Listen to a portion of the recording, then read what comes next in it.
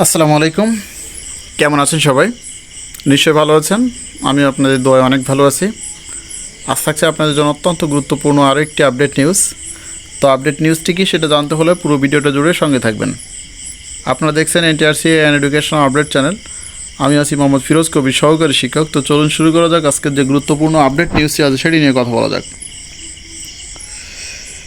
সরকারি কর্মকর্তাদের সমন্বয়ে কলেজ ও মাধ্যমিক বিদ্যালয়ের ম্যানেজিং কমিটি গঠন। মাধ্যমিক উচ্চশিক্ষা বিভাগ 2 দিনের মধ্যে ম্যানেজিং কমিটি গঠন সংক্রান্ত নীতিমালা জনপ্রশাসন মন্ত্রণালয়ে পাঠাবে। সরকারি কর্মকর্তাদের সমন্বয়ে গঠন করা হবে এমপিওভুক্ত শিক্ষা প্রতিষ্ঠানের পরিচালনা কমিটি। এ সংক্রান্ত নীতিমালা জারির 1 মাসের মধ্যে কলেজ ও মাধ্যমিক বিদ্যালয়ের ম্যানেজিং কমিটি পুনর্গঠনের কাজ সম্পন্ন করতে হবে। শিগগিরই এ সংক্রান্ত নীতিমালা জারি করবে শিক্ষা মন্ত্রণালয়। সম্প্রতি জনপ্রশাসন সংস্কার কমিশনের প্রস্তাবিত দ্রুত বাস্তবায়নের লক্ষ্যে প্রধান উপদেষ্টার কার্যালয়ে সভা অনুষ্ঠিত হয়েছে। সভায় দ্রুত বাস্তবায়নযোগ্য 8টি সুপারিশের মধ্যে শিক্ষা প্রতিষ্ঠানের কমিটি গঠনের বিষয়টি উঠে এসেছে। প্রধান উপদেষ্টার মুখ্য সচিব এম সিরাজ উদ্দিন মিয়া এ সভায় সভাপতিত্ব করেন। সভায় উপস্থিত একাধিক কর্মকর্তা দৈনিক আমাদের বার্তাকে এই তথ্য নিশ্চিত করেছেন। সভার সিদ্ধান্ত অনুযায়ী সরকারি কর্মকর্তাদের সমন্বয়ে কলেজ ও মাধ্যমিক বিদ্যালয়ের ম্যানেজিং কমিটি গঠন। মাধ্যমিক ও উচ্চশিক্ষা বিভাগ 2 দিনের মধ্যে ম্যানেজিং কমিটি গঠন সংক্রান্ত নীতিমালা জনপ্রশাসন মন্ত্রণালয় পাঠাবে। জনপ্রশাসন মন্ত্রণালয়ের 5 কর্মদিবসের মধ্যে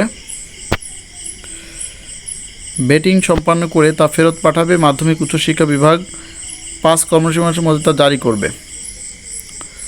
নীতিমালা জারির 1 মাসের মধ্যে কলেজ ও মাধ্যমিক বিদ্যালয়ের ম্যানেজিং কমিটি পুনর্গঠনের কাজ সম্পন্ন করতে হবে। কার্যালয়ে অনুষ্ঠিত সভার প্রধান আলোচ্য বিষয় ছিল জনপ্রশাসন সংস্কার কমিশনের 18টি প্রস্তাব। এই 18টি প্রস্তাবের মধ্যে 8টি অপেক্ষাকৃত সহজে বাস্তবায়নযোগ্য প্রস্তাব নিয়ে সভায় বিস্তারিত আলোচনা হয়। বাস্তবায়নযোগ্য সুপারিশগুলো হলো মহাসড়কের পেট্রোল পাম্পগুলোতে স্বাস্থ্যসম্মত টয়লেট সংক্রান্ত মন্ত্রণালয়ের ওয়েবসাইটকে ডাইনামিক করা, কলেজ ও মাধ্যমিক বিদ্যালয়ের ম্যানেজিং কমিটি গঠন, কমিউনিটি স্বাস্থ্য কেন্দ্র পরিচালনা, গণশুনানি, তথ্য অধিকার আইন, বাংলাদেশ পরিসংখ্যান ব্যুরো পুনর্গঠন, ডিজিটাল রূপান্তর, ই-সেবা, বেসরকারি সংস্থার মাধ্যমে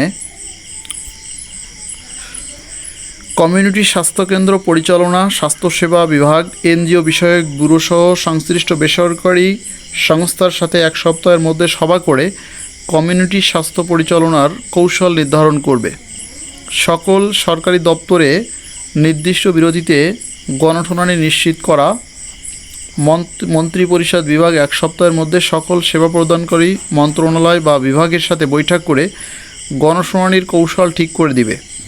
তথ্য অধিকার আইন 2009 এবং অফিসিয়াল সিক্রেটস অ্যাক্ট 1923 পর্যালোচনা ও সংশোধন। মন্ত্রিপরিষদ বিভাগ অফিসিয়াল সিক্রেটস অ্যাক্ট 1923 পর্যালোচনা ও সংশোধনের সময়বদ্ধ কর্মপরিকল্পনা নিবে।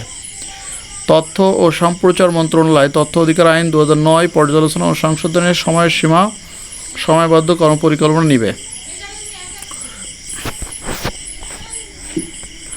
বাংলাদেশ পরিসংখ্যান ব্যুরোকে বাংলাদেশ পরিসংখ্যান কমিশন হিসাবে রূপান্তর করা। বিশ্ব ব্যাংকের সহায়তায় চলমান সংস্কার কার্যক্রমের সাথে কমিশনের সুপারিশ সমন্বয় করে বাংলাদেশ পরিসংখ্যান ব্যুরো পুনর্গঠন করতে হবে। পরিসংখ্যান ও তথ্য ব্যবস্থাপনা বিভাগ এ বিষয়ে সময়বদ্ধ পরিকল্পনা নেবে। ডিজিটাল রূপান্তর সম্পন্ন করা এবং ই-গভর্নমেন্ট ই-সার্ভিস ব্যবস্থা শক্তিশালীকরণ। তথ্য ও যোগাযোগ প্রযুক্তি বিভাগ বর্তমান সরকার কর্তৃক বাস্তবায়িত নাগরিক প্ল্যাটফর্মকে সরকারের সকল সেবা অন্তর্ভুক্ত করার সময়বদ্ধ কর্মপরিকল্পনা গ্রহণ ও বাস্তবায়ন করবে। ন্যাশনাল ডেটা গভর্নেন্স ইন্টারঅপারেবিলিটি জাতীয় তথ্য শাসন আন্তঃকার্যকারিতা ব্যবস্থা দ্রুত বাস্তবায়ন করতে হবে। আগামী 1 মাসের মধ্যে সকল মন্ত্রণালয় এবং বিভাগ তাদের সময়বদ্ধ কর্মপরিকল্পনা মন্ত্রিসভা বিভাগ এবং প্রধান উপদেষ্টার কার্যালয়কে অবহিত করবে। এছাড়া বিগত মাসগুলোতে সরকারের প্রত্যেকটি মন্ত্রণালয় ছোট বড় বহু সংস্কারের উদ্যোগ নিয়েছে।